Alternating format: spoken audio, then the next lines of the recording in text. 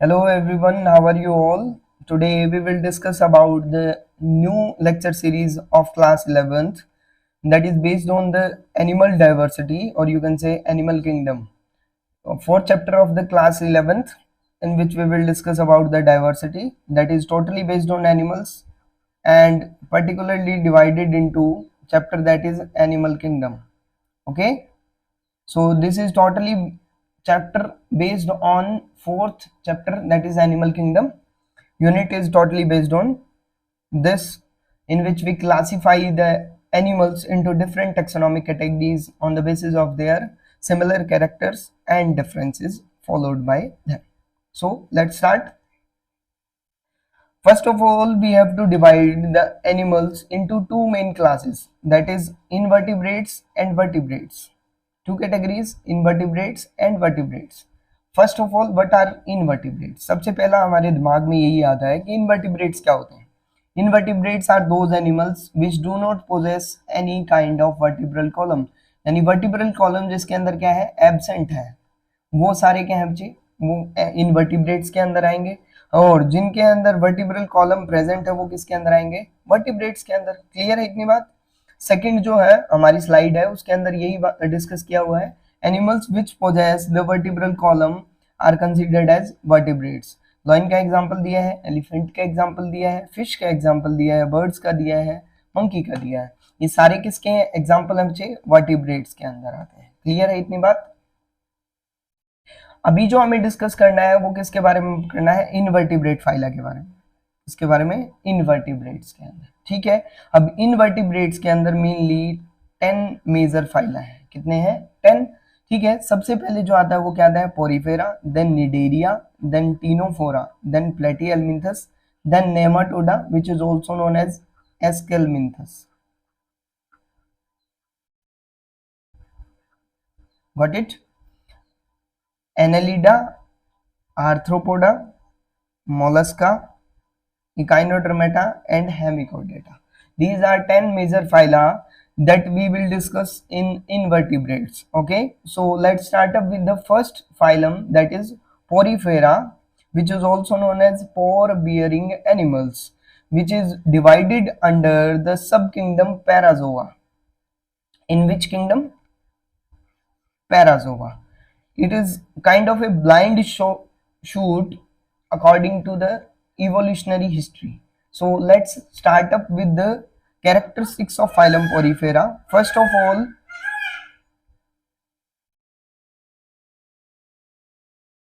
let's start up with the characteristics of phylum Porifera. So first of all, we will discuss about the scientist, that is Robert Grant, who stated the term Porifera and classify the features.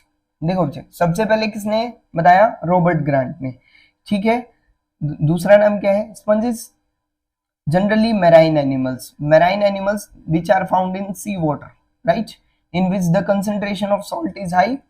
Family Potamolipidae and Spongillidae include fresh water sponges. दोनों type के, यानी marine water के अंदर भी ये मिलते हैं, plus साथ में ये फ्रेश वाटर के अंदर भी मिलते हैं. तो हैबिटेट क्या होगा, बेसिकली क्या है, ये एक्वेटिक एनिमल्स हैं. एक्वेटिक में मैराइन भी मिल सकता है और फ्रेश वाटर भी मिल सकते हैं. क्लियर है इतनी बात? Spongilla is an example of fresh water sponge. Clear? Porous और फेरस body, that means pore bearing forms. Porous nature के होते हैं, यानी बॉडी जो होती है इनकी, इनके अंदर छोटे छोटे क्या होते हैं, पोर्स होते हैं, जिनको हम क्या बोलते हैं, ओस्टिया, जिसके बारे में आगे डिस्कस करेंगे. Primitive multicellular and sessile animals. In the further characteristics, they are multicellular. That means they show cellular level of organization. Body organization यहाँ पे क्या होगा, cellular level होगा. And sessile animals. What are sessile? Sessile are those animals which are attached to the substratum, which have a fixed position and do not move with water. जो पानी के साथ move नहीं कर रहे हैं, एक जगह पे सबस्ट्रेटम के साथ अटैच है, उनको हम क्या बोल रहे हैं, sessile animals. Clear है? Some of animals are radially symmetrical, some are asymmetrical. That means they have particularly asymmetrical symmetry, but some of animals shows radial symmetry. Clear to all? The level of organization is cellular level, in which body is divided up to only cells. cells तक ही body divided है, but cells से tissues नहीं बन रहे हैं. Clear है इतनी बात? Body wall is composed of 2 layers. Body wall 2 layer से बनी हुई है. बाहर की साइड जो लेयर बनी हुई है उसको क्या बोलते हैं? पिनाकोडम. जिसके अंदर जो सेल्स होते हैं उनको क्या बोलते हैं? पिनाकोसाइट, राइट. और जो अंदर वाली लेयर है उसको क्या बोल रहे हैं? क्वाइनोडम. और उसके अंदर जो सेल्स होते हैं उनको क्या बोलते हैं? क्वाइनोसाइट सेल्स बोलते हैं. क्लियर है इतनी बात? और इन दोनों के बीच में एक मैट्रिक्स, एक वेवी लेयर प्रेजेंट होती है जिसको क्या बोलते हैं? Mesoglea layer. क्लियर है? रेडियली सिमेट्रिकल एंड एसिमेट्रिकल दोनों का एग्जांपल दिया हुआ है. Radially symmetrical animals are those animals in which body is divided in any particular plane. किसी पर्टिकुलर प्लेन में अगर बॉडी को डिवाइड कर दिया जाए और वो 2 इक्वल हाफ में डिवाइड हो रही है, 2 इक्वल हाफ में बॉडी डिवाइड हो रही है, तो वो क्या है? Radially symmetrical. और एसिमेट्रिकल में कोई पर्टिकुलर पैटर्न नहीं फॉलो होता है. दैट मीन्स आप किसी भी तरीके से इसको डिवाइड करने की कोशिश करेंगे, कोई इक्वल हाफ में बॉडी डिवाइड नहीं करेगी. क्लियर है सबको? चलिए आगे देखो. आपको एक डायग्राम शो हो रहा है जिसके अंदर पॉरीफेरा के बारे में डिस्कस है. ठीक है. अब पॉर बियरिंग एनिमल्स इनको क्यों बोला जाता है? जहां ये मैं आपको मेंशन कर रहा हूं, इस पार्ट को बोलते हैं ओस्टियम, और you can say ostia. What is ostia? Ostia are those pores. ये जो ओस्टिया है इन्हीं को पोर बोला गया है, और जहां से क्या होती है? वाटर की एंट्री होती है inside the body of Porifera. Got it? There are some cells, these are known as choanocyte cells. These are known as choanocyte cells, or you can say collar cells. इन्हीं को हम क्या बोलते हैं? Collar cell, जो present होते हैं inside the Porifera. Clear है? उसके बाद क्या है? उसके बाद नीचे की साइड आपको पोरोसाइट्स दिखाए हुए हैं, बीच में मेसोइल लेयर है, और ये आपको कैविटी लाइक जो स्ट्रक्चर दिखाया हुआ है उसको क्या बोल रहे हैं? स्पोंजोसिल. क्लियर है? Spicules. What are spicules? Spicules are basically particles through which skeleton system of phylum Porifera is developed. जो skeleton system है वो किसका बना होता है? Spicules का बना होता है. और नीचे की साइड जो सेल्स प्रेजेंट होते हैं उनको क्या बोलते हैं? पिनाकोसाइट्स. क्लियर है? जो बाहर की साइड सेल्स हैं उनको पिनाकोसाइट्स, जो पोर बियरिंग स्ट्रक्चर्स हैं उनको हमने क्या बोला? ओस्टियम. और पिनाकोसाइट्स के जस्ट नीचे क्या होते हैं? कोएनोसाइट्स. और ऊपर की साइड एक ओपनिंग होती है, लार्ज ओपनिंग, जिसको हम क्या बोलते हैं? ऑस्कुलम. अनडिफरेंशिएटेड जो सेल्स होते हैं जो फर्दर डिवाइड होते हैं बाद में, उनको हम क्या बोल रहे हैं? Amoebocytes. They have no particular shape. Clear? Now there is a characteristic feature in case of phylum porifera. Phylum porifera की सबसे मेन फीचर जो है वो क्या है? Presence of canal system. Canal system mainly present होता है वाटर ट्रांसपोर्ट सिस्टम की फॉर्म में स्पंजेस के अंदर, जो क्या करता रहता है? लगातार कंडक्ट करता रहता है वाटर को. क्लियर है? अब ये वाटर कैसे मूव करता है देखो. सबसे पहले क्या होगा? यहाँ पे ओस्टिया के थ्रू वाटर की एंट्री होगी. कहाँ पर? सेंट्रल कैविटी के अंदर, जिसको हमने क्या बोला था? स्पोंजोसिल बोला था. और इस स्पोंजोसिल से ये वाटर पास ऑन कर जाएगा ऑस्कुलम के अंदर. तो जो मूवमेंट होगी वो मूवमेंट कैसे होगी देखो. सबसे पहले ओस्टिया आर द पोर्स जिनके थ्रू क्या होगा? वाटर एंट्री करेगा. कहाँ पे? स्पोंजोसिल के अंदर. ठीक है. और स्पोंजोसिल से ये वाटर कहाँ आ जाएगा? ऑस्कुलम के अंदर. कहाँ आ जाएगा? ऑस्कुलम के अंदर. क्लियर है इतनी बात? तो ये वाटर ट्रांसपोर्ट सिस्टम मेंटेन्ड होता है, कैनाल सिस्टम मेंटेन्ड होता है किसके अंदर? फाइलम पोरीफेरा के अंदर. ठीक है. Osculum is a large opening while ostia are small opening. Central cavity is yes, spongosil. Clear to all? Hope so this is clear to all of you. In next we will discuss what is the role of this water vascular system. क्या role है इस water vascular system और you can से water canal system का? Water enters through minute pore, that is ostia, in the body wall into a central cavity that is known as spongosil, from where it goes through the osculum. तो आपको पता चल गया होगा कहाँ से water entry ले रहा है, दैट इज ओस्टिया. कहाँ पे जा रहा है? स्पोंजोसिल के अंदर. और बाहर किसके थ्रू जा रहा है? ऑस्कुलम के अंदर. देखो यहाँ पे जो पाथवे वाटर का वो दिखाया हुआ है, वाटर की एंट्री हो रही है ओस्टिया के थ्रू, और यहाँ स्पोंजोसिल के अंदर एंट्रम के कैविटी के अंदर ये आ रहा है, और ऑस्कुलम के थ्रू ये क्या कर रहा है? बाहर जा रहा है. क्वाइनोसाइट्स यहाँ पे प्रेजेंट है. पोरोसाइट सेल्स भी यहाँ पे प्रेजेंट है, और जो लेयर्स यहाँ पे प्रेजेंट है उनको क्या बोल रहे थे, पिनाकोडर्म। क्लियर है? आई थिंक ये आपको सेल्स कहाँ कहाँ कौन सी प्रेजेंट है ये आपको क्लियर हो गया होगा। What is the role of this water canal system? This water canal system is helpful in gathering of food. First function is nutrition, that means help in nutrition. They help in respiratory exchange of gases, that means help in respiration, as well as they help in excretion. किसके अंदर help करते हैं, excretion के अंदर, और ये reproduction के अंदर भी हेल्प करते हैं। जो वाटर के थ्रू जो फर्टिलाइजेशन होती है, दैट मीन्स स्पर्म और ओवम एक दूसरे के पास आने में जो वाटर का रोल है वो भी यहाँ पे प्ले किया जाता है। क्लियर है? न्यूट्रिशन होगा जो वो किस नेचर का होगा, holozoic nutrition. Now question arises, what is holozoic nutrition? Holozoic nutrition is a type of nutrition in which food is directly engulfed into the body without degrading it.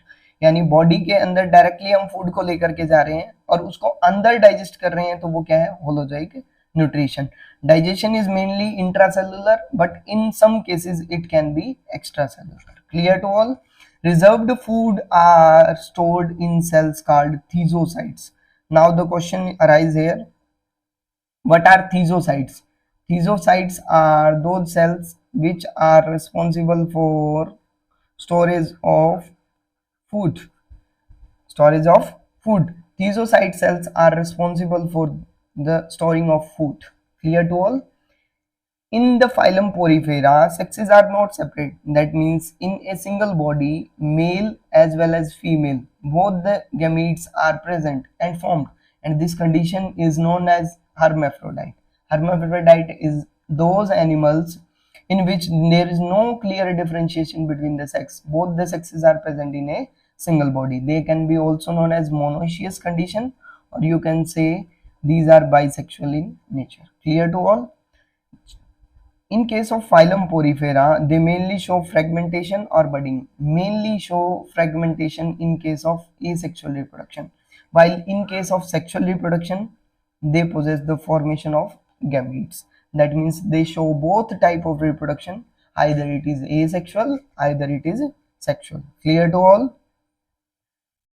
Now some more important characteristics. Fertilisation is mainly internal. यहाँ पे जो fertilisation होगी वो internal होगी, यानी body के अंदर क्या होगी, फ्यूजन होगी गैमीट्स की। मेल और फीमेल गैमीट्स कहाँ फ्यूज करेंगे, inside the body. Holoblastic cleavage होगी। डेवलपमेंट जो होगी वो इनडायरेक्ट होगी, और ये क्या दिखाएंगे, पावर ऑफ रीजनरेशन दिखाएंगे। इनडायरेक्ट डेवलपमेंट का मतलब क्या है, यहाँ सबसे पहले जाइगोट बनेगा, जाइगोट से क्या बनेगा, लार्वल स्टेज बनेगी, और लार्वल स्टेज से क्या बनेगी, अडल्ट स्टेज। इस टाइप की डेवलपमेंट को हम क्या बोलते हैं, इनडायरेक्ट डेवलपमेंट। और जाइगोट से डायरेक्टली क्या बन रहा है, अडल्ट बन रहा है, उसको हम क्या बोलते हैं, direct development. Clear to all? Now what are different larval stages that are shown by phylum porifera? Phylum porifera के अंदर कौन सी लार्वल स्टेजेस होती हैं? एम्फीब्लास्टुला होती है, ट्राइकेमेला होती है, और पैरेन्काइमोला। क्लियर है? ये तीन मेनली क्या होते हैं, डिफरेंट टाइप की लार्वल स्टेजेस जो कॉमनली मिलती हैं किसके अंदर, फाइलम पोरिफेरा के अंदर। क्लियर है? चलिए आगे देखो। On the basis of their skeleton system, invertebrate phyla, that is Porifera, is divided into 3 classes. 3 classes में इसको डिवाइड किया गया है। सबसे पहली क्लास जो है वो क्या है, कैलकेरिया। क्लियर है? दूसरी जो क्लास है वो क्या है, हेक्सेक्टिनिलिडा, और तीसरी जो क्लास है वो डेमोस्पोंजी है। ठीक है? सबसे पहली बात, they are found in shallow marine water के अंदर मिलते हैं, ये डीपर पार्ट्स के अंदर मिलते हैं, और ये मेराइन और फ्रेश वाटर दोनों के अंदर। क्लियर? ठीक है? They are solitary, that means अकेले भी मिल सकते हैं, एंड कॉलोनियल, तो वो नेटवर्क की फॉर्म में भी मिल सकते हैं। बट हेक्सेक्टिनिलिडा के जो मेंबर्स हैं वो सोलिटरी नेचर के होते हैं, दैट मीन्स आपको एक ही सिंगल इंडिविजुअल मिलेगा, और जो डेमोस्पोंजी होते हैं वो कैसे होते हैं, कॉलोनियल होते हैं। बॉडी स्ट्रक्चर क्या होगा, सिंपल, यहाँ पे क्या होगा, कॉम्प्लेक्स, यहाँ पे भी क्या होगा, कॉम्प्लेक्स। कैलकेरिया के अंदर जो मेन क्वेश्चन आता है वो यही आता है, कैलकेरिया के अंदर जो स्पिक्यूल्स का नेचर होता है वो कैसा होता है, कैलकेरियस होता है। बट यहाँ पे स्पिक्यूल्स क्या होते हैं, 6 रेड होते हैं, सिलीसियस नेचर के होते हैं, हेक्सा एक्टिनिल होते हैं, इसलिए इनको बोला गया है हेक्सा एक्टिनिलिडा। क्लियर है? यहाँ पे भी क्या होंगे, सिलीसियस स्पिक्यूल्स होंगे, बट स्पॉन्जिन फाइबर्स के भी बने हो सकते हैं, ठीक है। स्केलेटल स्ट्रक्चर एब्सेंट भी हो सकता है। यहाँ पे स्पिक्यूल्स जो बने होंगे वो कैल्शियम कार्बोनेट के बने होंगे, यहाँ पे सिलिकॉन डाइऑक्साइड के बने होंगे, बट इन केस ऑफ डेमोस्पोंजी ये सिलिकॉन डाइऑक्साइड के बने होंगे। क्लियर है इतनी बात? तो ये डिफरेंसेस हमने किए 3 डिफरेंट क्लासेस के अंदर, कैलकेरिया के अंदर, हेक्साक्टिनिडा के अंदर, डेमोस्पोंजी के अंदर। एग्जांपल्स किसके किसके आएंगे? जो साइकोन है, स्काइफा है, ये ल्यूकोसोलिनिया है, ग्रेंशिया है, ये एग्जांपल्स हैं किसके? कैलकेरिया के। यूप्लेक्टिला है जिसको वीनस फ्लाई ट्रैप बास्केट भी बोला गया है, या हाइलेनोमा है जिसको ग्लास रोप स्पंज भी बोला गया है, ये एग्जांपल्स हैं हेक्साक्टिनिडा के। स्पॉन्जिला जिसको फ्रेश वाटर स्पंज बोला गया है, यूस्पोंजिया जिसको बाथ स्पंज बोला गया है, Chalina dead man's finger, direct question यहाँ से आया हुआ था नीट के अंदर, ठीक है। वो किसके अंदर आएंगे बच्चे? डेमोस्पोंजी के अंदर। क्लियर है? अब कुछ क्वेश्चंस कर लेते हैं फाइलम पोरीफेरा के अंदर। The term Porifera is coined by, जो फर्स्ट स्लाइड के अंदर हमने डिस्कस किया था, Robert grant was the scientist who give the term Porifera. Second, the type of nutrition shown by sponges, that is holozoic nutrition. कौन सा nutrition दिखाते हैं? Holozoic nutrition. क्लियर है?